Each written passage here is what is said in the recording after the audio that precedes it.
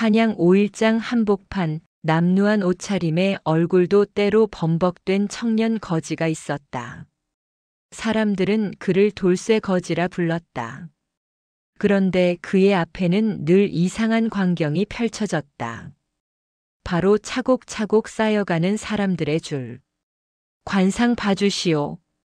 거지 주제의 관상을 본다며 장터 한복판에서 목청을 높였기 때문이다. 사람들은 비웃으며 말했다. 거지 관상쟁이 말이 맞을 리가 있나. 그럼에도 호기심에 하나둘 찾아오는 이를 돌쇠는 꿰뚫는 말로 놀라게 했다.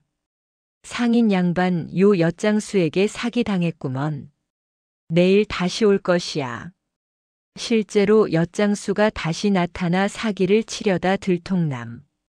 대감댁 도련님, 이마의 상처 그건 칼이 아니라 책 귀에 베인 것 아닙니까? 도련님은 말문이 막힘. 책장 넘기다 진짜로 찍힌 상처였음. 그 덕분에 돌쇠는 어느새 한양 장터의 기묘한 관상쟁이 거지로 유명해졌다. 그러던 어느 날 장터에 큰 인물이 나타났다. 바로 좌상이라는 높은 벼슬아치였다. 좌상은 아들의 장가 문제로 고민이 깊어 관상가를 찾고 있었다. 장터 사람들이 부추겼다. 좌상마님, 저 거지 관상쟁이 한번 믿어보시오. 반은 맞고 반은 틀리니 재미로나 보시지요. 좌상은 비웃으며 돌쇠 앞에 앉았다. 거지 주제에 내 관상을 본다? 그럼 어디 한번 말해보거라. 돌쇠는 그를 뚫어지게 쳐다보았다. 그러다 돌연 고개를 갸웃했다. 이상하군요. 좌상마님 관상에는 부기가 강하지만 자식 운이 너무 박합니다. 좌상은 순간 정색했다. 무슨 허튼 소리냐? 내 자식이 셋이나 있다. 돌쇠는 조용히 손가락 하나를 들며 말했다. 마님, 셋 중 한 분은 친자식이 아니옵니다. 장터가 술렁였다. 좌상은 얼굴이 시뻘개져 분노했다. 이거지 천것이. 당장 포조를 불러. 그때였다. 좌상 뒤쪽에서 부인이 갑자기 기절해 쓰러졌다. 며칠 뒤 들린 소문은 놀라웠다. 좌상 집안이 뒤집힐 만큼 큰 비밀이 드러났다는 것이었다. 그중 한 아들은 과거 좌상의 부인이 홀로 지내던 시절 입양해온 아이였던 것. 좌상은 충격에 빠졌지만 진실을 받아들일 수밖에 없었다. 며칠 뒤 돌쇠의 반전이 드러났다. 좌상은 돌쇠 거지를 다시 장터에서 찾아냈다. 그러곤 조용히 말했다. 내 놈 정체가 무엇이냐? 돌쇠는 미소 지으며 말했다. 마님, 저는 거지가 아닙니다. 돌쇠는 목에 두르고 있던 천조각을 풀어 고급 비단이 감춰져 있었음을 드러냈다. 그리고 호주머니에서 왕의 봉인이 찍힌 목패신 분패를 꺼냈다. 저는 어명을 받아 민심을 살피기 위해 변장한 권례 궁궐 소속 감찰관입니다. 좌상은 그 자리에서 얼어붙었다. 돌쇠의 마지막 말. 진짜 관상이란 얼굴이 아니라 사람의 숨은 마음을 읽는 법이죠. 그 후의 이야기. 장터 사람들은 더더욱 돌쇠를 믿기 시작했고 돌쇠는 임무가 끝날 때까지 평범한 장터 거지로 위장한 채 사람들의 사연을 들어주었다. 장터의 사람들은 뒤늦게 말했다. 아이고, 우리가 천하의 감찰관님을 거지 취급했으니. 하지만 돌쇠는 그저 웃으며 대답했다. 거지로 보이든 벼슬아치로 보이든 지는 사람을 읽는 것이 일이니 괜찮습니다요. 그 모든 것은 봄볕 따스한 어느 5일장 날부터 시작되었습니다. 한양 남대문 근처 장터는 그야말로 사람 구경, 물건 구경하기 좋은 곳이었지요. 여러분도 아시다시피 그 시절 오일장이라는 게 단순히 물건 사고 파는 곳만은 아니었습니다. 동네 소식도 듣고 친척들도 만나고 때론 약장수 구경도 하며 하루를 보내는 그런 곳이었지요. 장터 한복판엔 늘 북적북적 사람들이 모여들었습니다. 엿장수 아저씨는 엿 조청엿하고 목청을 높였고 떡장수 할머니는 김이 모락모락 나는 시루떡을 팔았습니다. 포목상 앞에선 새색시가 될 처녀들이 고운 비단을 골라보느라 한참이었고요. 그런데 말입니다. 어느 날부터인가 장터 한쪽 구석에 이상한 광경이 벌어지기 시작했습니다. 남루한 옷차림에 얼굴도 때로 범벅이 된 영락없는 거지. 차림의 청년 하나가 자리를 펴고 앉아 있는 게 아니겠습니까? 나이로 치면 35쯤 되어 보였는데 그 모양새라는 게 참 볼품이 없었습니다. 옷은 여기저기 찢어지고 기워진 것이 몇 해는 된 것 같았고 신발도 집신이 반쯤 떨어져 나간 것을 신고 있었지요. 그런데 그 청년이 하는 짓거리가 가관이었습니다. 관상 봐드립니다. 관상. 거지 주제에 관상을 봐준다며 장터 한복판에서 목청을 높이는 게 아니겠습니까? 사람들은 처음엔 그냥 지나쳤습니다. 장터에 이상한 사람 하나 둘이겠습니까? 별의별 사람들이 다 모이는 곳이 오일장이니까요.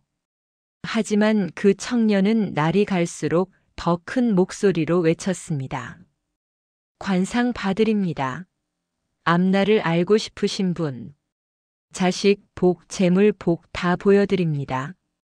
떡장수 김씨 할머니가 옆 엿장수한테 수군거렸습니다. 저 친구 참 딱하네.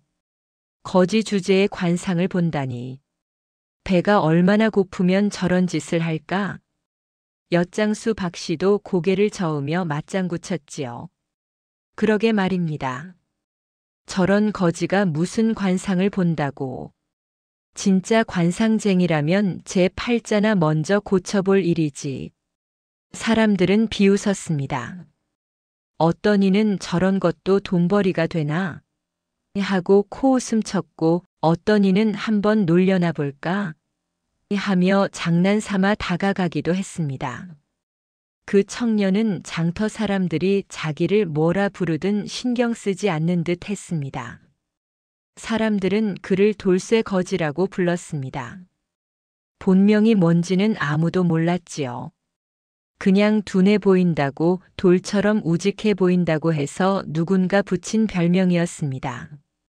며칠이 지나도 돌쇠는 똑같은 자리에 앉아 있었습니다.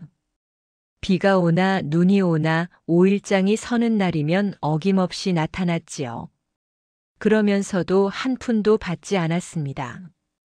관상은 공짜입니다. 그냥 제 말이 맞는지 안 맞는지만 확인해 주시면 됩니다. 이게 또 신기한 일이었습니다. 장터에서 공짜로 뭘 해준다는 사람이 어디 있습니까? 약장수도 돈 받고 점쟁이도 돈 받는데 말입니다. 그러다 보니 호기심에 한두 사람씩 다가오기 시작했습니다. 처음 찾아온 사람은 포목상 주인 최씨 영감이었습니다. 그는 반신반의하며 돌쇠 앞에 털썩 앉았습니다. 그래, 한번 봐봐라. 내 관상이 어떤지. 돌쇠는 천천히 최씨 영감의 얼굴을 살폈습니다. 눈, 코, 입, 이마. 한참을 들여다보더니 고개를 끄덕였습니다. 영감님 장사는 잘 되시는데 요즘 마음이 편찮으시지요? 최씨 영감이 눈을 동그랗게 떴습니다. 응? 그걸 어떻게 아나? 며칠 전에 단골 손님이 외상값을 안 갚고 도망갔습니다. 제 말이 맞습니까? 장터 사람들이 웅성거리기 시작했습니다. 최씨 영감은 입을 다물지 못했지요. 이걸 어떻게 해?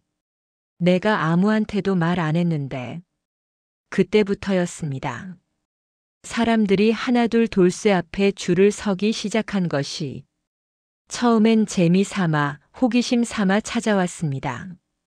하지만 돌쇠가 맞춘 것들은 단순히 우연이라고 하기엔 너무 정확했습니다. 떡장수 김씨 할머니는 돌쇠가 손주가 아파서 걱정이시지요? 라고 하자 깜짝 놀랐고, 엿장수 박씨는 장사 미천이 모자라 고민이시군요 라는 말에 그 자리에서 절을 했습니다. 하지만 여전히 반신반의하는 사람들도 많았습니다. 저건 뭐 물어물어서 아는 거 아니겠나? 장터에서 소문 듣고 그냥 아는 척 하는 거지. 진짜 관상쟁이면 제 꼴이 저 모양이겠어? 돌쇠는 그런 말들에도 태연했습니다. 그저 조용히 앉아서 찾아오는 사람들의 얼굴을 들여다보고 짧게 한마디씩 했을 뿐이지요. 그렇게 보름쯤 지났을 무렵 장터에는 신기한 소문이 퍼지기 시작했습니다.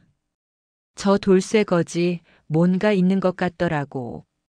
나도 봤는데 말이 딱딱 맞아떨어지더라니까. 거지 관상쟁이라더니 제법인데.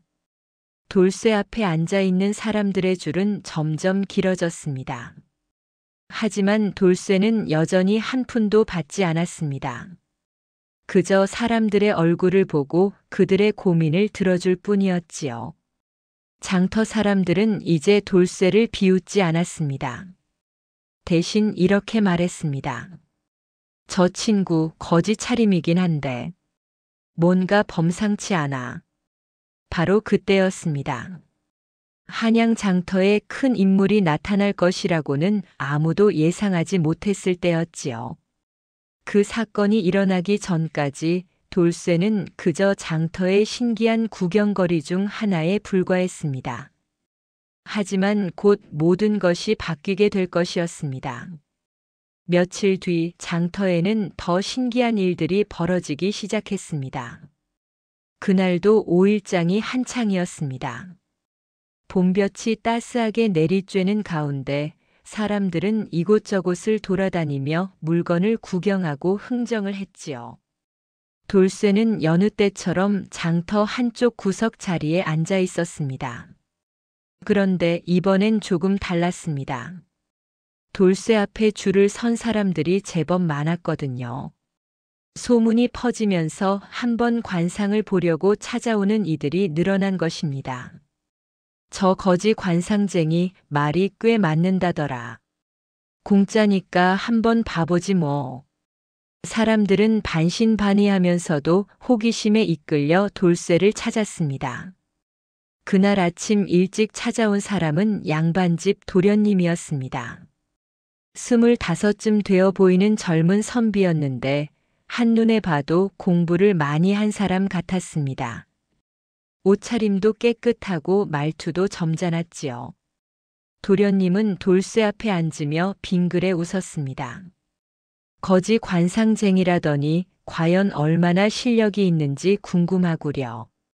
주변 사람들이 웅성거렸습니다. 양반 도련님이 거지한테 관상을 보러 왔다니 이것도 구경거리였지요. 돌쇠는 천천히 도련님의 얼굴을 살폈습니다. 그러다 이마를 유심히 보더니 고개를 갸웃했습니다. 도련님, 이마에 작은 흉터가 있으시군요. 도련님이 깜짝 놀라며 이마를 만졌습니다. 어떻게 알았소? 평소엔 머리카락으로 가려져서 안 보이는데. 돌쇠는 조용히 말을 이었습니다. 그 상처 말입니다. 칼에 베인 것도 아니고 넘어져서 다친 것도 아닙니다. 제가 보기엔 책 모서리에 찍힌 것 같은데요. 장터가 순간 조용해졌습니다. 사람들이 모두 귀를 쫑긋 세웠지요. 도련님은 얼굴이 빨개졌습니다. 이걸 어떻게 해? 맞소. 어릴 적에 책장을 넘기다가 책 귀퉁이에 찍혔소. 그걸 어떻게 알았소? 얼굴이 말해주니까요. 돌쇠의 짧은 대답에 사람들이 웅성거렸습니다. 와, 진짜 맞췄네. 책 모서리에 다쳤다는 것까지 알다니. 도련님은 감탄하며 고개를 숙이고 물러났습니다. 그 모습을 본 사람들은 더욱 신기해했지요. 다음으로 온 사람은 중년의 상인이었습니다. 비단 장사를 하는 사람인지 옷차림이 제법 번듯했습니다. 하지만 얼굴에는 근심이 가득했지요. 돌쇠는 그 상인을 보자마자 입을 열었습니다. 상인 양반, 며칠 전에 엿장수한테 물건을 파셨지요? 상인이 눈을 크게 떴습니다. 그걸 어게. 맞소. 사흘 전에 비단 한 피를 팔았소. 그런데 그 엿장수 사기꾼입니다. 뭐라고? 돌쇠는 단호하게 말했습니다. 그 사람은 진짜 엿장수가 아닙니다. 이 장터를 떠돌며 물건값을 외상으로 사고는 돈을 안 갚고 도망가는 자입니다. 내일 다시 이 장터에 나타날 겁니다. 조심하십시오. 상인은 반신반의했지만 걱정이 되어 다음날 장터를 지켰습니다. 그리고 정말로 그 엿장수가 나타났지요. 다른 상인에게 또 외상으로 물건을 사려고 하는 것을 보고 상인은 소리쳤습니다. 저 사람이 사기꾼이요.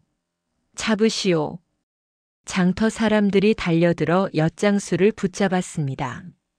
알고 보니 정말로 여러 장터를 떠돌며 외상값을 떼먹고 다니던 사기꾼이었습니다. 이 소문은 삽시간에 장터 전체로 퍼졌습니다. 돌쇠 거지가 사기꾼을 잡아냈다. 관상만 보는 게 아니라 사람 속까지 꿰뚫어 보는구먼. 그날 이후로 돌쇠를 찾는 사람들이 더욱 많아졌습니다. 아침부터 저녁까지 줄이 끊이지 않았지요. 어느 날은 과부 할머니가 찾아왔습니다. 얼굴에 주름이 가득하고 옷도 남루한 것이 가난하게 사는 게 눈에 보였습니다. 거지나리, 우리 아들 좀 봐주시오. 장가를 가야 하는데 짝이 안 나타나서. 돌쇠는 할머니의 얼굴을 보더니 빙그레 웃었습니다. 할머니 걱정 마십시오. 아드님은 올 가을에 좋은 인연을 만날 것입니다. 그런데 말입니다. 예. 할머니께서 허리가 많이 아프시지요? 오른쪽 허리 말입니다. 할머니가 깜짝 놀라 허리를 만졌습니다. 아이고 맞소. 맞아. 요 며칠 허리가 너무 아파서 농사일도 못하겠더라고. 어떻게 알았소? 얼굴빛으로 압니다. 장터 저쪽에 약초 파는 할아버지 계시지요? 거기 가서 당귀와 천궁을 조금 사다가 달여 드십시오. 나아질 겁니다. 할머니는 눈물을 글썽이며 절을 했습니다. 고맙습니다. 정말 고맙습니다. 이런 일들이 계속되자 사람들은 돌쇠를 더 이상 단순한 거지로 보지 않았습니다. 떡장수 김씨 할머니는 다른 상인들에게 말했습니다. 저 친구 보통 사람이 아닌 것 같아. 저렇게 사람 속을 꿰뚫어 보다니. 엿장수 진짜 엿장수 박씨도 고개를 끄덕였습니다. 저 정도 실력이면 궁궐에서도 모셔갈 만한데 왜 저렇게 거지 행색으로 장터에 있는지 모르겠어. 포목상 최씨 영감도 신기해하며 말했습니다. 나도 요즘 매일 지켜보는데 저 친구 눈빛이 예사롭지 않아. 거지 차림이지만 눈만큼은 뭐랄까 선비 같기도 하고 벼슬아치 같기도 하고. 하지만 돌쇠는 여전히 말이 없었습니다. 그저 묵묵히 앉아서 사람들의 얼굴을 보고 그들의 고민을 들어줄 뿐이었지요. 한 푼도 받지 않고 그저 제 말이 맞는지 확인해 주세요 라고만 했습니다. 그렇게 한 달이 지났습니다. 장터 사람들은 이제 돌쇠를 친구처럼 여기게 되었습니다.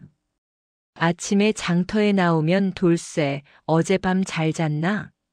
하고 인사를 건넸고 떡장수 할머니는 가끔 따끈한 떡을 갖다 주기도 했습니다. 이거라도 먹고 기운 내게. 고맙습니다, 할머니. 돌쇠는 언제나 공손하게 감사 인사를 했습니다. 거지 차림이었지만 말씨는 늘 점잖았고 사람들을 대하는 태도도 공손했지요. 어느 날 저녁 해가 질 무렵이었습니다. 장터가 슬슬 파장을 하려는데 갑자기 웅성거리는 소리가 들렸습니다. 저기 좀 봐. 누가 오시나 보네. 사람들이 모두 장터 입구 쪽을 바라봤습니다. 먼지가 일어나고 말발굽 소리가 들렸습니다. 그리고 화려한 가마 하나가 장터 안으로 들어왔지요. 저 저건 좌상날이 행차다. 사람들이 웅성거렸습니다. 좌상이라는 것은 조정에서도 높은 벼슬아치를 말합니다. 우리로 치면 지금의 장관급 인물이지요.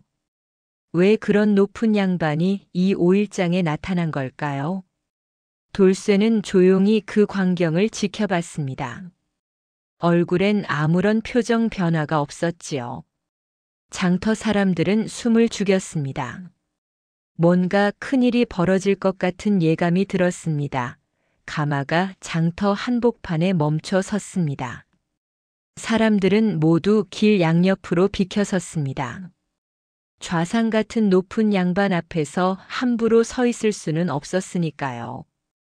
여러분도 아시다시피 그 시절에는 신분이라는 게 엄격했습니다. 양반과 상민이 함부로 섞일 수 없었지요. 가마문이 열리고 60줄로 보이는 노인이 내렸습니다. 한눈에 봐도 범상치 않은 분이었습니다. 옷은 고급 비단으로 만든 관복이었고 허리에는 옥대를 차고 있었습니다. 머리에는 사모를 쓰고 수염도 깔끔하게 정돈되어 있었지요. 바로 좌상 이판서였습니다. 장터 사람들은 숨소리조차 조심스러웠습니다. 이런 높은 양반이 장터에 나타나다니 평생 처음 보는 일이었으니까요. 이판서는 주변을 둘러보다가 시종에게 무언가를 물었습니다. 시종이 손가락으로 돌쇠가 앉아 있는 곳을 가리켰지요. 저기 계신다고 합니다, 나리. 이판서는 돌쇠 쪽으로 걸어왔습니다. 장터 사람들은 술렁였습니다. 좌상나리가 돌쇠한테 가신다. 설마 관상을 보러 온 건가? 포목상 최씨 영감은 옆 사람에게 작은 소리로 속삭였습니다. 아무리 돌쇠가 유명해졌다지만 저렇게 높은 양반이 거지한테 관상을 보러 올까? 떡장수 김씨 할머니도 걱정스러운 얼굴로 말했습니다. 혹시 돌쇠가 무슨 잘못을 해서 잡으러 온 건 아닐까? 하지만 이판서의 얼굴에는 노여움이 없었습니다. 오히려 뭔가 고민스러운 표정이었지요. 이판서는 돌쇠 앞에 섰습니다. 그리고 위아래로 돌쇠를 훑어봤습니다. 남루한 옷, 때 묻은 얼굴, 떨어진 집신. 영락없는 거지 차림이었습니다. 내가 요즘 소문난 그 관상쟁이냐? 이판서의 목소리는 낮고 무거웠습니다. 돌쇠는 천천히 일어나 예를 갖췄습니다. 비록 거지 차림이었지만 저라는 모습이 제법 점잖았지요. 예, 소인이옵니다. 거지 주제의 관상을 본다더니 과연 실력이 있는지 모르겠구나. 주변 사람들이 긴장했습니다. 좌상이 저렇게 말하는데 돌쇠가 무슨 대답을 할까요? 하지만 돌쇠는 태연했습니다. 한번 보시면 아실 것입니다. 이판서는 코웃음을 쳤습니다. 거지 주제의 큰 소리는 좋다. 그럼 내 앞에 앉아라. 이판서는 돌쇠 앞에 털썩 앉았습니다. 장터 한복판, 먼지 날리는 땅바닥에 좌상이 앉다니. 사람들은 눈이 휘둥그레졌습니다. 그래, 한번 봐라. 내 관상이 어떤지. 돌쇠는 조용히 이판서의 얼굴을 살폈습니다. 이마, 눈, 코, 입, 턱. 한참을 들여다봤습니다. 그러다 고개를 갸웃했지요. 주변은 정말 조용했습니다. 바람 소리조차 들릴 정도였습니다. 드디어 돌쇠가 입을 열었습니다. 날이 관상을 보니 부귀는 아주 강하십니다. 당연하지. 내가 좌상이니까. 하지만 돌쇠가 말을 멈췄습니다. 뭔가 말하기 어려운 듯 했지요. 이판서가 눈을 가늘게 떴습니다. 하지만 뭐냐? 말해보거라. 돌쇠는 잠시 망설이다가 천천히 말했습니다. 자시구니. 너무 박하십니다. 주변이 다시 술렁였습니다. 이판서는 인상을 찌푸렸습니다. 무슨 허튼 소리냐? 나에게는 아들이 셋이나 있다. 그것이 문제입니다. 뭐? 돌쇠는 조용히 하지만 분명하게 말했습니다.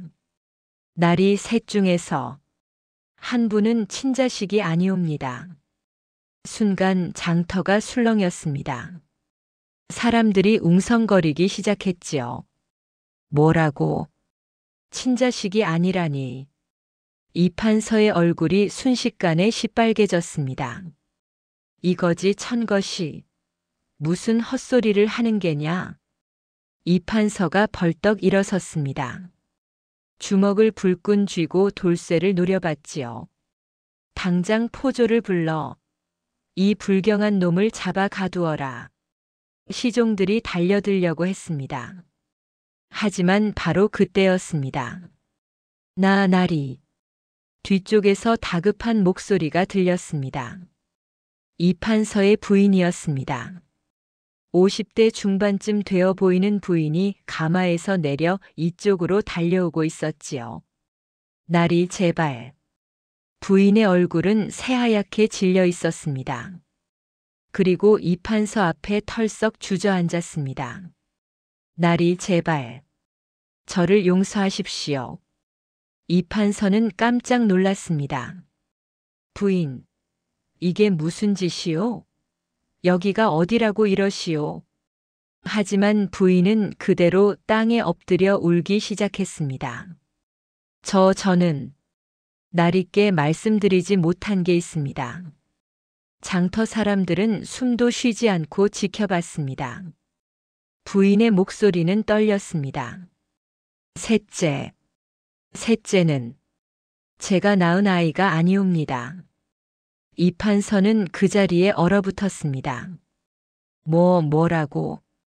부인은 흐느꼈습니다. 나리께서 벼슬 때문에 지방으로 가셨을 때 저는 홀로 한양에 남아 있었습니다. 그때 동네에서 버려진 아기를 발견했습니다. 젖도 못 먹고 울고 있는 아기를. 그래서 차마 그냥 둘 수가 없었습니다. 데려다 키웠습니다. 그리고 나리께서 돌아오셨을 때 제가 낳은 아이라고 거짓말을 했습니다.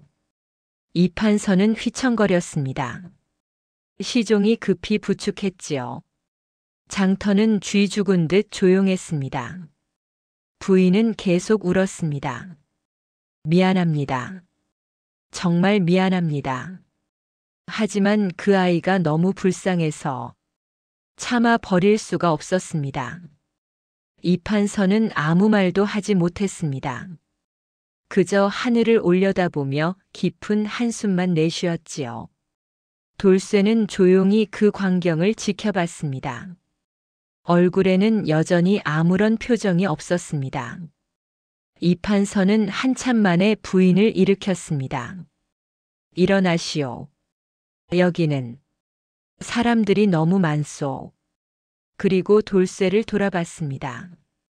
돌쇠는 여전히 조용히 서 있었습니다. 이판서는 뭔가 말하려다가 그냥 돌아섰습니다. 가자. 가마가 다시 장터를 떠났습니다. 사람들은 한참 동안 아무 말도 하지 못했습니다. 그저 서로의 얼굴만 쳐다볼 뿐이었지요. 포목상 최씨 영감이 작은 소리로 중얼거렸습니다. 저 돌쇠. 정말 대단하구먼. 좌상댁 비밀까지 알다니. 떡장수 김씨 할머니는 걱정스러운 얼굴로 말했습니다. 그런데 돌쇠가 무사할까? 좌상나리한테 저런 말을 했는데 사람들은 걱정했습니다. 하지만 돌쇠는 여전히 태연했습니다. 그저 다시 제자리에 앉아서 조용히 해가 지는 것을 바라볼 뿐이었습니다. 그날 밤 장터의 소문은 온 한양으로 퍼져나갔습니다. 거지 관상쟁이가 좌상댁 비밀을 맞췄다. 진짜 대단한 사람이 틀림없어. 돌쇠의 이름은 이제 한양 전체에 알려지게 되었습니다. 하지만 아무도 몰랐습니다. 며칠 뒤 더 놀라운 일이 벌어질 것이라는 것을 며칠이 지났습니다. 장터는 여전히 그 일로 시끌벅적했습니다. 사람들은 모이기만 하면 그 이야기를 했지요. 좌상나리 부인이 그 자리에서 무릎을 꿇더라니까. 돌쇠가 한마디 했을 뿐인데 숨겨진 비밀이 다 드러났어. 하지만 돌쇠는 평소와 다름없었습니다. 여전히 같은 자리에 앉아서 사람들의 관상을 봐주었지요. 한 푼도 받지 않고 그저 묵묵히 일을 할 뿐이었습니다. 그런데 이상한 일이 있었습니다. 좌상댁에서는 아무런 소식이 없었습니다. 보통 같으면 화가 난 좌상이 포조를 보내 돌쇠를 잡아갔을 텐데 아무 일도 일어나지 않았지요. 사람들은 수군거렸습니다. 좌상나리가 뭐라고 하셨을까? 혹시 돌쇠 말이 맞아서 할 말이 없으신 건 아닐까? 그렇게 사흘이 지났습니다. 그날도 5일장이 섰습니다. 봄이 깊어가는 계절이라 날씨가 참 좋았지요. 따뜻한 햇살 아래 사람들은 물건을 사고 팔며 하루를 보냈습니다. 돌쇠 앞에는 여전히 줄이 길었습니다. 이제는 한양뿐만 아니라 다른 동네에서도 사람들이 찾아왔습니다. 관상 좀 봐주시오. 제 앞날이 어떻게 될지 알고 싶습니다. 돌쇠는 한 사람 한 사람 정성껏 봐주었습니다. 어떤 사람에게는 위로를, 어떤 사람에게는 충고를 해주었지요. 한 늙은 농부가 찾아왔을 때였습니다. 거지나리, 우리 밭농사가 올해는 어떨까요? 돌쇠는 농부의 얼굴을 보고 말했습니다. 올해는 장마가 길 것 같습니다. 배수를 잘 준비하십시오. 특히 6월에는 비가 많이 올 것 같으니 미리 대비하시면 좋겠습니다. 농부는 고개를 끄덕이며 돌아갔습니다. 또 어떤 젊은 여인이 찾아왔습니다. 저 시집을 가야 하는데 중매가 들어온 댁이 괜찮을까요? 돌쇠는 여인의 손금을 받습니다. 괜찮은 댁입니다. 가난하지만 마음씨 좋은 사람을 만나실 겁니다. 걱정 마십시오. 여인은 기뻐하며 인사를 하고 갔습니다. 이렇게 하루가 저물어가고 있었습니다. 해가 서쪽으로 기울기 시작했을 때였습니다. 갑자기 장터 입구 쪽이 소란스러워졌습니다. 또 누가 오시나 보네. 사람들이 웅성거렸습니다. 그리고 익숙한 가마 하나가 나타났습니다. 저 저건 좌상날이다. 사람들은 깜짝 놀랐습니다. 좌상이 다시 온 것입니다. 가마가 멈췄고 이판서가 내렸습니다. 하지만 며칠 전과는 달랐습니다. 얼굴에 노여움이 없었지요. 오히려 뭔가 생각에 잠긴 듯한 표정이었습니다. 이판서는 곧장 돌쇠에게 걸어왔습니다. 장터 사람들은 숨을 죽였습니다. 무슨 일이 벌어질까요? 이판서는 돌쇠 앞에 섰습니다. 그리고 한참을 돌쇠를 쳐다봤습니다. 돌쇠는 조용히 예를 갖춰 일어났습니다. 날이 또 오셨습니까? 이판서는 천천히 입을 열었습니다. 내 말이 맞았다. 주변 사람들이 귀를 쫑긋 세웠습니다. 이판서는 계속 말했습니다. 집에 돌아가 부인에게 자세히 물어봤다. 정말로. 셋째는 우리 아이가 아니었다. 26해 전 내가 지방 벼슬을 하러 떠났을 때였다. 부인이 홀로 한양에 남아 있었는데 어느 날 동네 뒷골목에서 버려진 아기를 발견했다고 한다. 이판서의 목소리는 차분했지만 슬픔이 묻어 있었습니다. 부인은 그 아이를 차마 버려둘 수가 없어서 데려다 키웠다. 그리고 내가 돌아왔을 때 우리 아이라고 속였던 것이다. 장터 사람들은 조용히 들었습니다. 이판서는 하늘을 올려다봤습니다. 처음엔 화가 났다. 어찌 나를 속일 수 있단 말인가 하고. 하지만 며칠을 생각했다.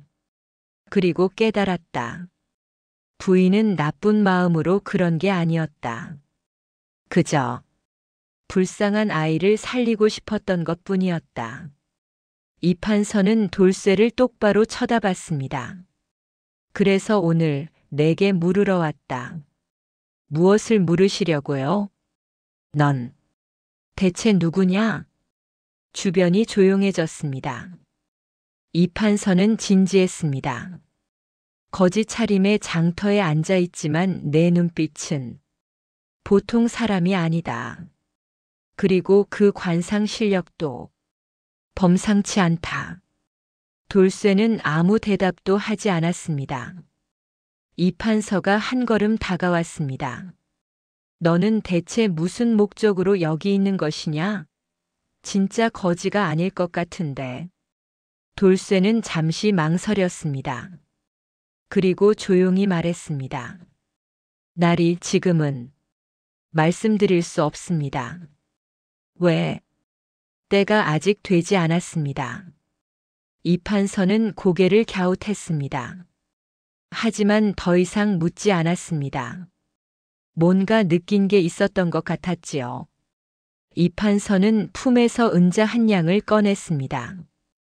이것이라도 받아라. 내 덕분에 우리 가족이 진실을 마주할 수 있었다. 하지만 돌쇠는 고개를 저었습니다. 감사하지만 소인은 돈을 받지 않습니다. 왜? 관상은 사람을 위한 것이지 돈을 위한 것이 아니니까요. 이판서는 감탄했습니다. 대단한 마음가짐이로구나. 이판서는 은자를 도로 넣고 대신 돌쇠에게 정중히 허리를 숙였습니다. 고맙다. 진심으로. 그리고 가마로 돌아갔습니다. 가마가 떠나고 나서 장터는 한동안 조용했습니다. 그러다 누군가 입을 열었습니다. 좌상나리가 돌쇠한테 절을 하셨어. 저렇게 높은 양반이 거지한테. 돌쇠는 정말 보통 사람이 아닌가 봐. 떡장수 김씨 할머니는 돌쇠에게 다가왔습니다. 돌쇠야, 너 정말 누구냐? 우리한테는 말해줄 수 없니? 돌쇠는 빙그레 웃었습니다. 할머니, 곧 아실 겁니다. 조금만 기다려주세요. 그래. 알았다. 우리는 너를 믿는다. 그날 밤 돌쇠는 혼자 생각했습니다. 이제 곧 임무가 끝나가는구나. 돌쇠는 장터의 밤하늘을 올려다봤습니다. 별들이 반짝이고 있었습니다. 조금만 더 기다리자. 돌쇠는 결심했습니다. 진실을 밝힐 날이 곧 올 것입니다. 보름이 더 지났습니다. 계절은 어느덧 초여름으로 접어들었습니다. 날씨가 더워지면서 장터에는 시원한 과일과 채소들이 많이 나왔지요.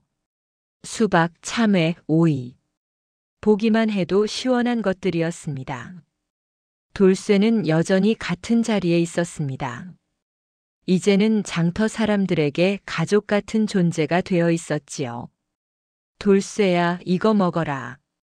떡장수 할머니가 시원한 물에 담근 인절미를 갖다 주었습니다. 할머니 감사합니다. 뭘? 너 덕분에 우리 손주 병이 나았잖니. 이 정도야 뭐.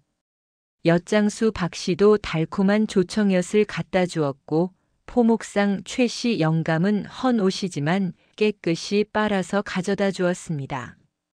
이거라도 입어라. 날씨가 더운데 그 옷은 너무 두꺼울 것 같아서. 돌쇠는 항상 고맙다고 인사했습니다. 장터 사람들은 이제 돌쇠를 진심으로 아꼈습니다. 비록 거지 차림이지만 그의 마음씨와 실력을 모두가 인정했으니까요. 그런데 그날은 조금 특별했습니다. 오후 무렵 한 젊은 선비가 장터에 나타났습니다. 25쯤 되어 보였는데 옷차림이 깔끔하고 얼굴도 단정했지요. 그 선비는 주변을 두리번거리다가 돌쇠를 발견하고는 다가왔습니다. 혹시 관상 보는 돌쇠 선생이십니까? 예, 그렇습니다. 선비는 공손히 허리를 숙였습니다. 제가 좌상 이판서 댁의 셋째 아들입니다. 주변 사람들이 깜짝 놀랐습니다. 좌상댁 도련님이다. 그 셋째 도련님이. 선비는 조용히 돌쇠 앞에 앉았습니다. 선생님 덕분에 저희 집안의 오랜 비밀이 드러났습니다. 처음엔 충격이었습니다. 제가 친자식이 아니라니. 26해를 함께 살아온 부모님이 진짜 부모가 아니라니. 선비의 목소리는 차분했지만 떨렸습니다. 며칠을 울었습니다. 밥도 못 먹고 잠도 못 잤습니다. 제 정체가 뭔가 싶어서요. 돌쇠는 조용히 들었습니다. 선비는 계속 말했습니다. 하지만 아버님께서 말씀하셨습니다. 피는 섞이지 않았지만 우리는 26해를 함께한 가족이다. 그것만으로도 충분하지 않겠느냐고요. 어머님도 우시며 말씀하셨습니다. 너를 처음 품에 안았을 때 하늘이 준 아들이라고 생각했다. 지금도 그 마음은 변함없다고요. 선비의 눈에 눈물이 맺혔습니다. 그래서 깨달았습니다. 진짜 가족이란 피가 아니라 마음이구나 하고요. 돌쇠는 빙그레 웃었습니다. 좋은 깨달음입니다. 선비는 눈물을 닦으며 일어났습니다.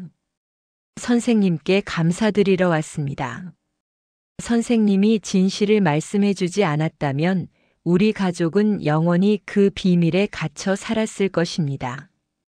제가 한 일은 별것 아닙니다. 아닙니다. 큰일입니다. 선비는 깊이 절을 하고 돌아갔습니다. 사람들은 그 모습을 보며 감동했습니다. 저런 훌륭한 도련님이 돌쇠 덕분에 가족이 더 가까워졌구먼. 그날 저녁 좌상 이판서가 다시 찾아왔습니다. 이번엔 부인도 함께였습니다. 두 사람은 돌쇠 앞에 섰습니다. 이판서가 말했습니다. 우리 부부가 함께 인사드리러 왔네. 날이 무슨 말씀을. 부인이 앞으로 나섰습니다. 선생님, 저를 용서해 주십시오. 그날 제가 너무 놀라서 그만. 돌쇠는 고개를 저었습니다. 부인, 잘못하신 것이 없습니다. 오히려 저야말로 너무 직설적으로 말씀드린 것 같아 죄송합니다. 부인은 눈물을 글썽였습니다. 아닙니다. 선생님 덕분에 우리 가족이 진실을 마주할 수 있었습니다. 그리고 더 가까워질 수 있었습니다. 이판서도 말을 이었습니다. 이제야 알았네. 가족이란 피보다 정이 더 중요하다는 것을.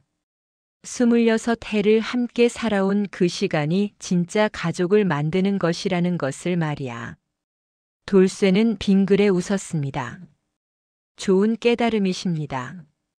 이판서 부부는 정중히 허리를 숙였습니다. 정말 고맙네. 우리 가족을 살려주었어. 그들이 떠난 후 장터 사람들이 돌쇠에게 다가왔습니다. 포목상 최씨 영감이 말했습니다. 돌쇠야, 너 정말 대단한 일을 했구나. 떡장수 할머니도 눈물을 닦으며 말했습니다.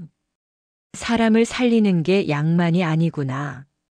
진실을 말하는 것도 사람을 살리는 일이로구나.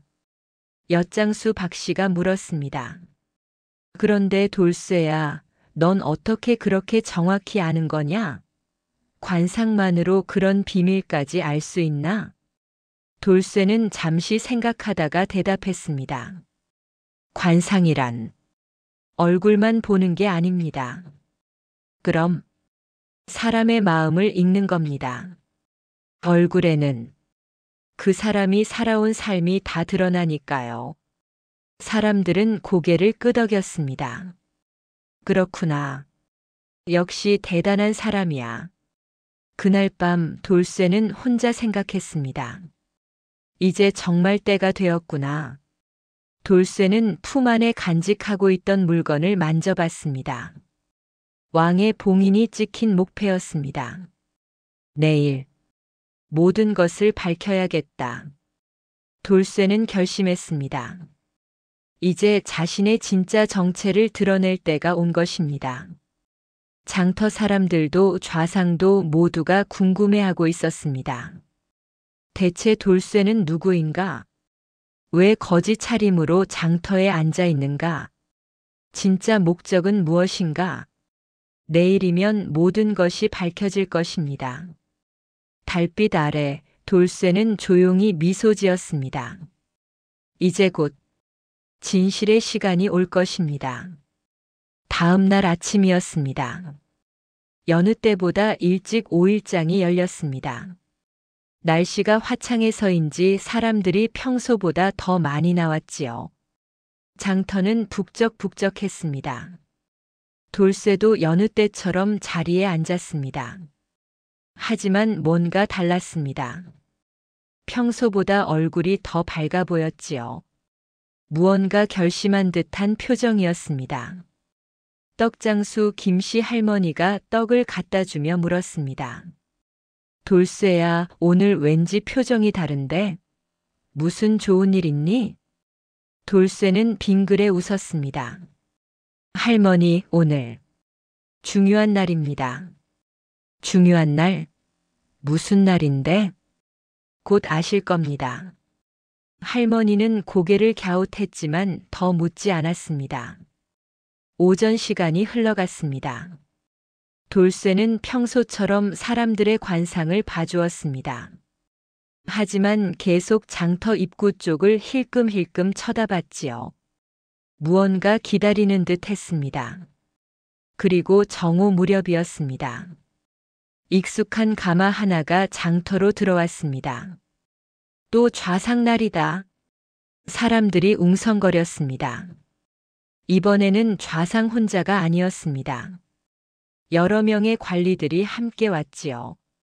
그리고 무엇보다 왕궁의 깃발을 든 시종들도 함께 있었습니다. 저건 궁궐 깃발이잖아. 무슨 일이지? 사람들은 긴장했습니다. 왕궁의 깃발이 장터에 나타나다니 이건 예사일이 아니었습니다. 가마가 멈추고 이판서가 내렸습니다. 하지만 이번엔 표정이 심각했습니다. 이판서는 곧장 돌쇠에게 걸어왔습니다. 그리고 주변 사람들에게 말했습니다. 여러분, 잠시 비켜주시오. 중요한 일이 있어. 사람들은 웅성거리며 뒤로 물러났습니다. 이판서는 돌쇠 앞에 섰습니다. 그리고 예상치 못한 말을 했습니다. 나는 전하의 명을 받들어 왔소. 전하? 주변 사람들이 깜짝 놀랐습니다. 전하라니 왕을 말하는 것 아닙니까? 이판서는 품에서 두루마리 하나를 꺼냈습니다. 전하께서 직접 쓰신 어명이요. 그리고 그것을 펼쳤습니다. 한양 장터의 거짓 차림으로 있는 자, 그를 궁으로 데려오라. 짐이 직접 보고자 하노라. 장터가 술렁였습니다. 왕이 돌쇠를 보고 싶어 하신다고. 대체 무슨 일이지? 돌쇠는 조용히 일어났습니다. 그리고 이판서에게 물었습니다. 날이 정말 전하께서 소인을 부르셨습니까? 그렇소. 이판서는 진지했습니다. 전하께서 말씀하셨소. 장터에 기묘한 관상쟁이가 있다는 소문을 들었다. 그가 과연 어떤 자인지 짐이 직접 확인하고자 하니 당장 데려오라고 하셨소. 돌쇠는 잠시 생각했습니다. 그리고 고개를 끄덕였습니다. 알겠습니다. 따라가겠습니다. 사람들은 놀랐습니다. 돌쇠가 궁궐로 가다니 거지가 왕을 만나러 간다고. 하지만 이판서는 돌쇠를 보며 의미심장한 표정을 지었습니다. 그런데 한 가지 묻고 싶소. 무엇입니까? 내가 진짜로 거지가 맞느냐? 주변이 조용해졌습니다. 이판서는 계속 말했습니다. 내가 며칠을 생각해봤소. 내 말투, 행동, 눈빛. 어느 것 하나 평범한 거지 같지 않았소. 특히 내가 나를 대하는 태도. 거지라면 양반 앞에서 주눅이 들어야 정상인데 넌 전혀 그렇지 않았소. 돌쇠는 아무 대답도 하지 않았습니다. 이판서가 한 걸음 다가왔습니다. 그래서 내가 알아봤소. 궁궐에 물어봤지. 혹시 암행을 하는 감찰관이 있느냐고. 주변 사람들이 숨을 죽였습니다. 그랬더니 정말로 있더군. 왕명을 받아 민심을 살피기 위해 장터로 내려온 감찰관이. 이판서는 돌쇠를 똑바로 쳐다봤습니다. 그 사람이 바로 내가 아니냐? 장터가 술렁였습니다. 감찰관? 돌쇠가 감찰관이라고? 그럼 거지가 아니었단 말이야? 사람들은 놀라움에 입을 다물지 못했습니다. 돌쇠는 한참을 침묵했습니다. 그리고 천천히 목에 두르고 있던 낡은 천을 풀었습니다. 천 안쪽에는 고급 비단이 감춰져 있었습니다. 사람들이 오 하고 탄성을 질렀습니다. 돌쇠는 계속해서 옷을 정리했습니다. 남루해 보였던 옷 안쪽에는 깨끗한 속옷이 있었지요. 그리고 품에서 무언가를 꺼냈습니다. 작은 나무 상자였습니다. 돌쇠는 그것을 열었습니다. 안에는 왕의 봉인이 찍힌 목패가 들어 있었습니다. 사람들은 숨도 쉬지 못했습니다. 돌쇠는 그 목패를 높이 들어 올렸습니다. 여러분 죄송합니다. 제가 거짓말을 했습니다. 저는 거지가 아닙니다. 돌쇠의 목소리는 분명했습니다. 저는 궁궐 소속 암행감찰관입니다. 본명은 김석진입니다. 장터는 정말 쥐 죽은 듯 조용했습니다. 돌쇠. 아니, 김석진은 계속 말했습니다. 전하의 명을 받들어 이곳 장터로 왔습니다. 백성들의 진짜 삶을 보고 민심을 살피기 위해서였습니다. 그래서 거지 차림을 하고 관상쟁이 행세를 했습니다. 그래야 사람들이 경계하지 않고 다가오니까요. 사람들은 충격에 빠져 있었습니다. 포목상 최씨 영감이 떨리는 목소리로 물었습니다.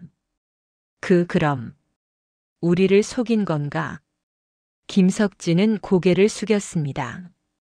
죄송합니다. 하지만 여러분께 들은 이야기들, 여러분의 고충들은 모두 전하께 보고할 것입니다. 떡장수 할머니가 눈물을 글썽이며 물었습니다. 그럼 우리한테 해준 관상도 다 거짓이었나? 김석진은 고개를 저었습니다. 아닙니다. 그것만큼은 진심이었습니다. 관상술은 제가 정말로 배운 것이고 여러분께 해드린 말씀도 모두 진심이었습니다. 다만 제 신분을 숨긴 것만 거짓이었습니다. 그것은 정말 죄송합니다. 김석진은 깊이 허리를 숙였습니다. 사람들은 당황했습니다. 감찰관이 왕의 사람이 자신들에게 절을 하다니. 이 판서가 나섰습니다. 여러분, 김석진 감찰관은 임무를 수행한 것뿐이요. 오히려 여러분의 목소리를 왕께 전해줄 고마운 분이요. 사람들은 서로 얼굴만 쳐다봤습니다. 그때 엿장수 박 씨가 입을 열었습니다. 그래도 돌쇠는 우리를 도와줬잖아. 관상도 봐주고 조언도 해주고. 포목상 최 씨 영감도 고개를 끄덕였습니다. 맞아. 거지든 감찰관이든 우리한테 잘해준 건 사실이야. 떡장수 할머니도 눈물을 닦으며 말했습니다. 나도 화나지 않아.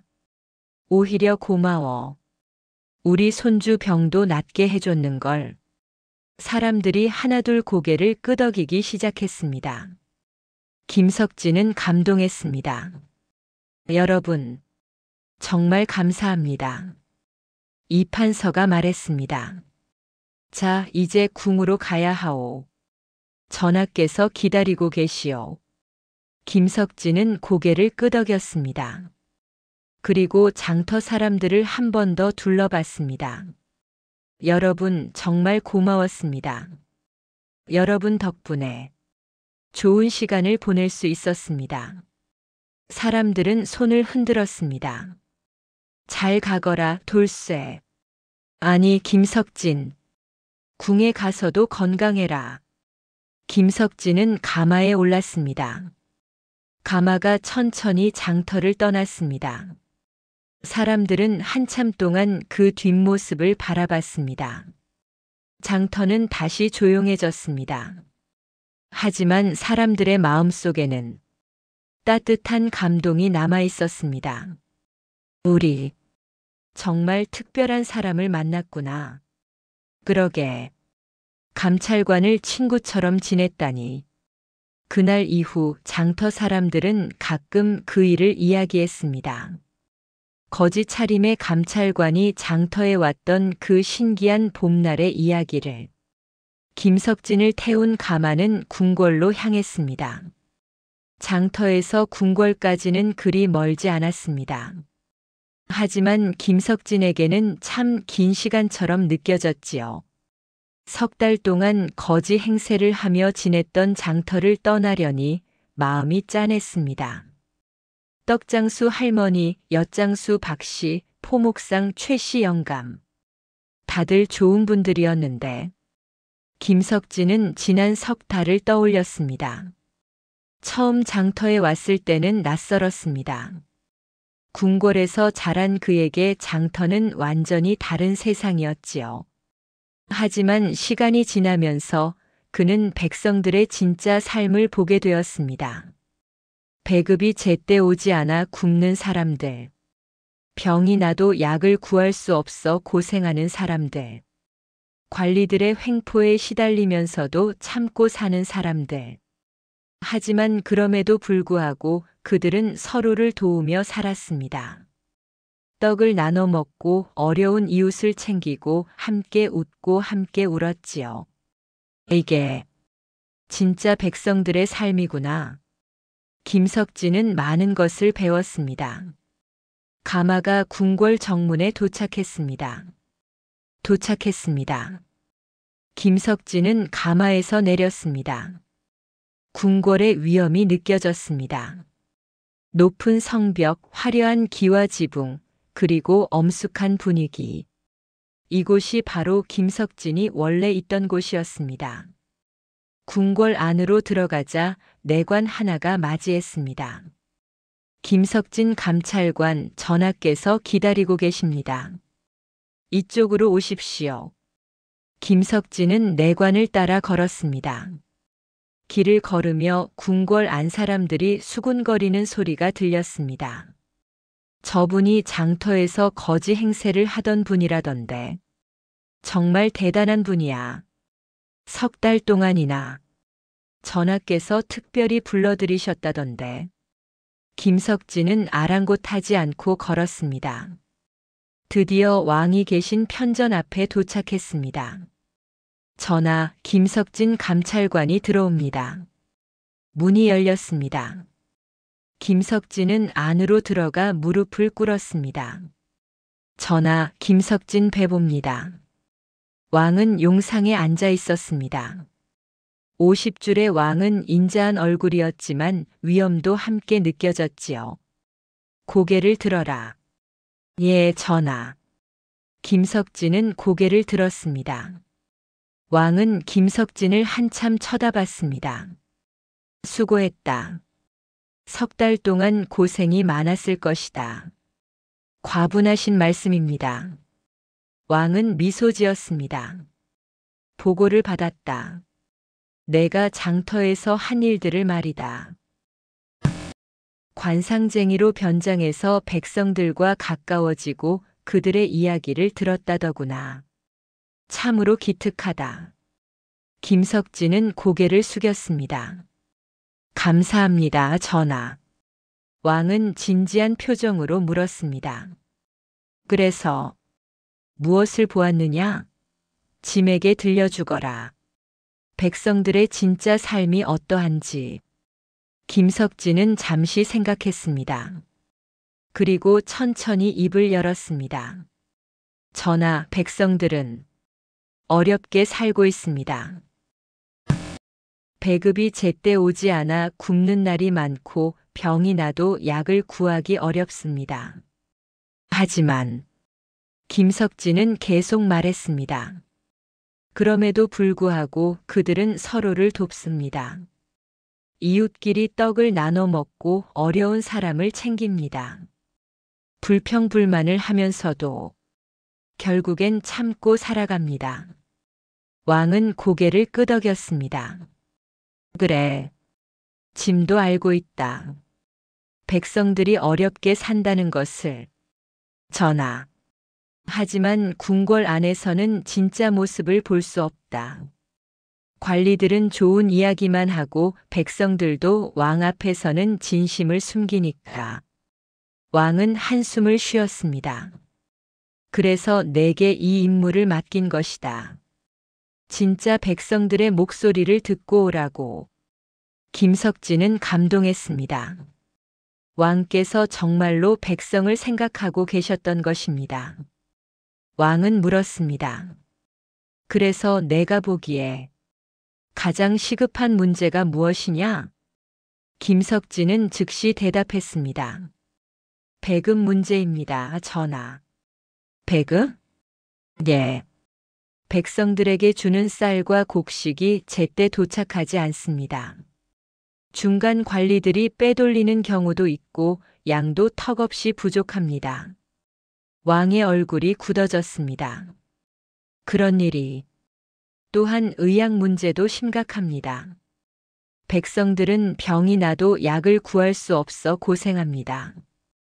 특히 어린아이들과 노인들이 많이 아픕니다. 왕은 심각하게 들었습니다. 김석진은 계속 보고했습니다. 하지만 전하, 백성들은 여전히 전하를 믿고 있습니다. 정말이냐? 예. 그들은 언젠가 왕께서 우리를 돌봐주실 것이라고 믿습니다. 그 믿음으로 하루하루를 버티고 있습니다. 왕은 눈물을 글썽였습니다. 짐이. 그 믿음에 부끄럽지 않아야 할 텐데. 왕은 일어났습니다. 좋다. 당장 대책을 마련하겠다. 전하. 배급 문제는 관리들을 교체하고 감시를 강화하겠다. 의약 문제는 각 지역에 약방을 더 세우도록 하겠다. 김석진은 감동했습니다. 왕께서 정말로 백성을 위해 움직이시는 것입니다. 왕은 김석진을 보며 말했습니다. 김석진, 내 덕분이다. 내가 백성들의 목소리를 전해주지 않았다면 짐은 영영 모를 뻔했다. 과분하신 말씀입니다. 앞으로도 이런 일을 계속해 주겠느냐? 가끔씩 백성들 속으로 들어가 그들의 이야기를 듣고 오는 일말이다. 김석진은 기쁘게 대답했습니다. 예, 전하.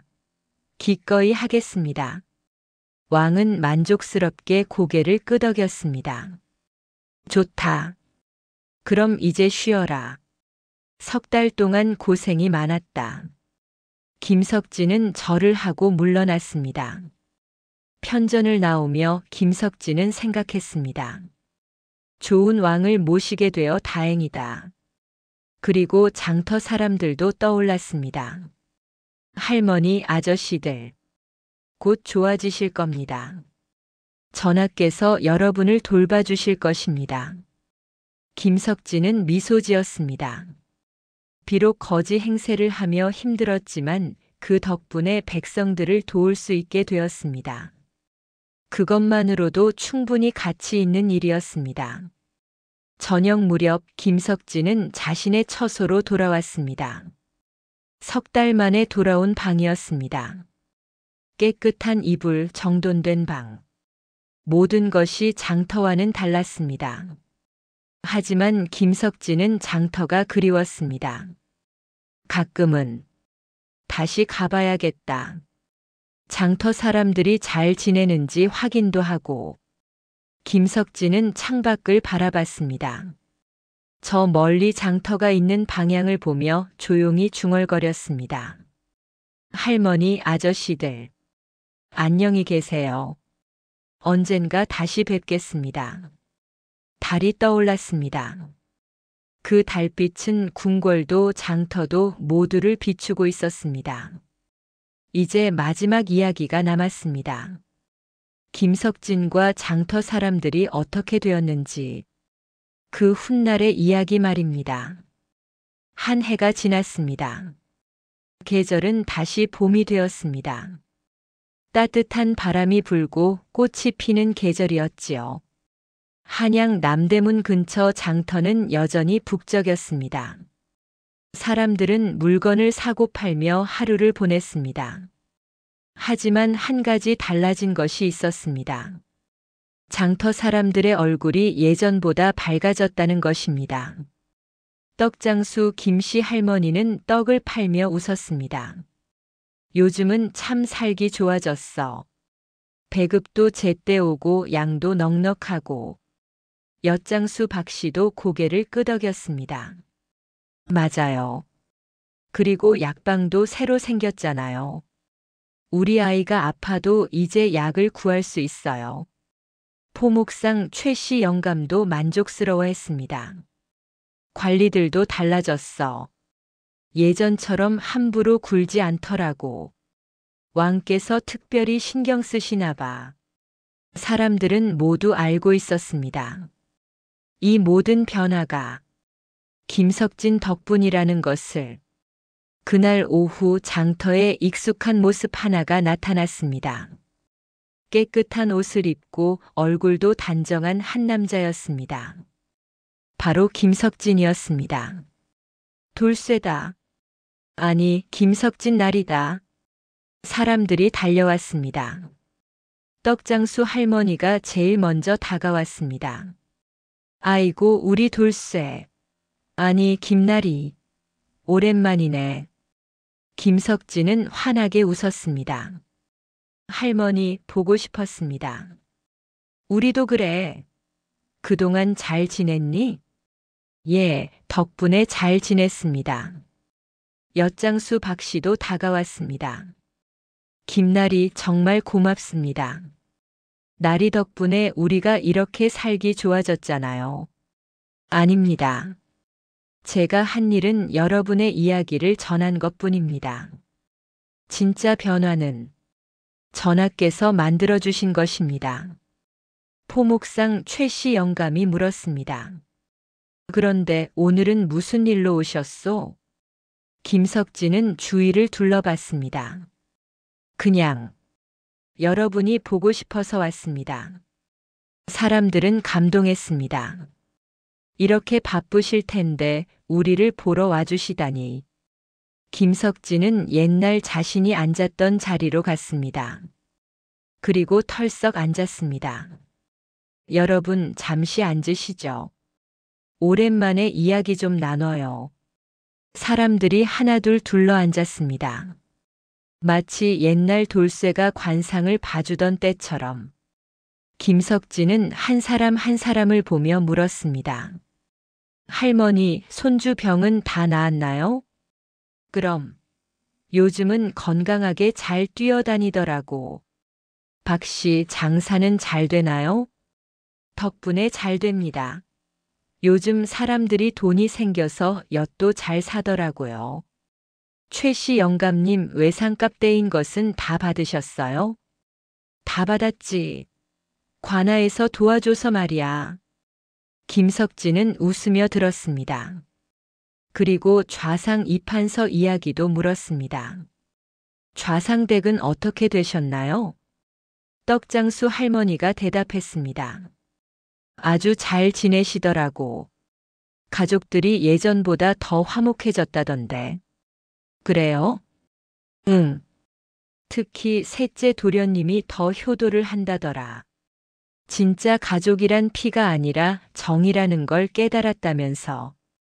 김석진은 흐뭇하게 웃었습니다. 다행입니다. 그때 한 젊은이가 김석진에게 다가왔습니다. 김나리, 혹시 관상 좀 봐주실 수 있나요? 김석진은 깜짝 놀랐습니다. 관상을요? 네. 소문을 듣고 왔습니다. 나리께서 정말 대단한 관상쟁이시라고. 주변 사람들이 웃었습니다. 그래, 돌쇠. 아니, 김나리가 봐주면 진짜 정확해. 우리가 증인이야. 김석진은 웃으며 고개를 끄덕였습니다. 좋습니다. 한번 봐드리지요. 젊은이가 앉았습니다. 김석진은 천천히 젊은이의 얼굴을 살폈습니다. 그리고 말했습니다. 총명하신 분이로군요. 공부를 많이 하셨네요. 어떻게 하셨어요? 얼굴에 책 읽는 사람의 기운이 있습니다. 특히 눈빛이 지혜로운 사람의 눈빛입니다. 젊은이는 놀랐습니다. 맞습니다. 저 과거 시험 준비하고 있어요. 올 가을 시험에 응시하실 건가요? 예. 김석진은 빙그레 웃었습니다. 좋은 결과가 있을 것 같습니다. 하지만요? 공부도 중요하지만 사람을 아는 것이 더 중요합니다. 책만 읽지 마시고 세상도 보시고 사람들도 만나세요. 젊은이는 진지하게 들었습니다. 명심하겠습니다. 젊은이가 일어나 절을 하고 갔습니다. 김석진은 주변 사람들을 보며 말했습니다. 여러분, 제가 여기서 석 달 동안 정말 많은 것을 배웠습니다. 사람들은 귀를 기울였습니다. 관상이란 사실 얼굴을 보는 게 아닙니다. 그럼 뭔가요? 김석진은 미소 지었습니다. 사람을 보는 겁니다. 그 사람이 어떻게 살아왔는지, 무엇을 고민하는지, 마음속에 무엇을 품고 있는지, 그걸 보는 겁니다. 사람들은 고개를 끄덕였습니다. 얼굴에는 그 사람의 삶이 다 담겨 있습니다. 기쁨, 슬픔, 고통, 행복, 모든 것이요. 김석진은 계속 말했습니다. 그래서 진짜 관상이란 상대방을 이해하는 겁니다. 겉모습이 아니라 그 안에 있는 진짜 마음을 보는 것이지요. 떡장수 할머니가 눈물을 글썽이며 말했습니다. 그래. 내가 우리한테 그렇게 해줬어. 우리 마음을 봐줬어. 김석진은 고개를 숙였습니다. 감사합니다. 여러분 덕분에 제가 더 좋은 사람이 될 수 있었습니다. 해가 서쪽으로 기울기 시작했습니다. 김석진은 일어났습니다. 이제 돌아가야겠습니다. 궁궐에 할 일이 있어서요. 또 오겠지? 물론입니다. 자주 올게요. 사람들은 손을 흔들며 배웅했습니다. 잘 가거라, 김나리. 건강해라. 우리 또 보자. 김석진은 돌아보며 손을 흔들었습니다. 그리고 장터를 떠났습니다. 사람들은 한참 동안 그 뒷모습을 바라봤습니다. 엿장수 박 씨가 중얼거렸습니다. 정말 특별한 사람이야. 포목상 최 씨 영감도 고개를 끄덕였습니다. 거지 차림으로 왔을 때부터 알아봤어야 했는데 눈빛이 범상치 않았잖아. 떡장수 할머니는 웃으며 말했습니다. 그래도 우리한테는 돌쇠로 남을 거야. 거지든 감찰관이든 우리 친구였잖아. 사람들은 모두 웃었습니다. 그날 이후로도 김석진은 가끔 장터를 찾았습니다. 백성들의 이야기를 듣고 그들의 고충을 왕에게 전했지요. 왕도 김석진의 보고를 듣고 계속해서 백성들을 위한 정책을 펼쳤습니다. 한양은 점점 살기 좋은 곳이 되어갔습니다. 그리고 장터 사람들은 가끔 모여 앉아 옛날 이야기를 했습니다. 거지 차림으로 관상을 봐주던 그 돌쇠 기억나? 그럼 잊을 수가 있나? 좌상댁 비밀까지 맞췄잖아. 진짜 대단한 사람이었어. 겉모습이 아니라 속을 보는 사람. 그 이야기는 세월이 흘러도 장터에서 전해졌습니다. 사람들은 그 이야기를 들으며 깨달았습니다. 사람은 겉모습으로 판단해서는 안 된다는 것을, 진짜 중요한 것은 그 사람의 마음이라는 것을, 그리고 진정으로 다른 사람을 이해하려고 노력하는 것이 얼마나 소중한지를. 거지 관상쟁이 돌쇠의 이야기는 그렇게 오래오래 전해졌습니다. 봄날의 장터에서 시작된 그 특별한 이야기는 많은 사람들에게 따뜻한 교훈을 남겼습니다.